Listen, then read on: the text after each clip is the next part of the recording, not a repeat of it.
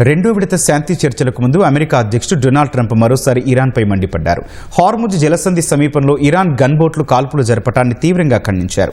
ఈ మేరకు truth సోషల్లో Trump ఓ post పెట్టారు. నిన్న హార్ముజ్ జలసంధి సమీపంలో నౌకలపై కాల్పుల ద్వారా ఇరు దేశాల మధ్య కుదిరిన కాల్పుల విరమణ ఒప్పందాన్ని ఇరాన్ ఉల్లంఘించిందని ట్రంప్ ఆరోపించారు. ఫ్రాన్స్కు చెందిన ఓ నౌకతో పాటు బ్రిటన్కు చెందిన సరకు రవాణా నౌకను ఇరాన్ లక్ష్యంగా చేసుకుందన్నారు. ఇరాన్తో చర్చల కోసం అమెరికా ప్రతినిధులు సోమవారం సాయంత్రం ఇస్లామాబాద్కు చేరుకోనున్నట్లు ట్రంప్ వెల్లడించారు. ఇరాన్ వైఖరి మారకుంటే తీవ్ర పరిణామాలు తప్పవని హెచ్చరించారు. హార్ముజ్ జలసంధిని మూసివేస్తున్నట్లు ఇరాన్ చేసిన ప్రకటనను ట్రంప్ తీవ్రంగా తప్పుబట్టారు.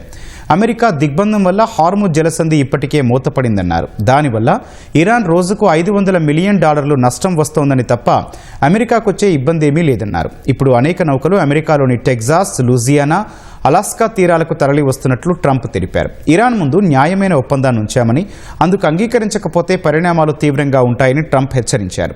ఒప్పందం చేసుకోకుంటే ఇరాన్లోని విద్యుత్ కేంద్రాలను, ప్రతి వంతెనను అమెరికా కూల్చివేస్తుందన్నారు. ఇకపై మర్యాదగా ఉండే ప్రసక్తే లేదని ట్రంప్ తేల్చి చెప్పారు.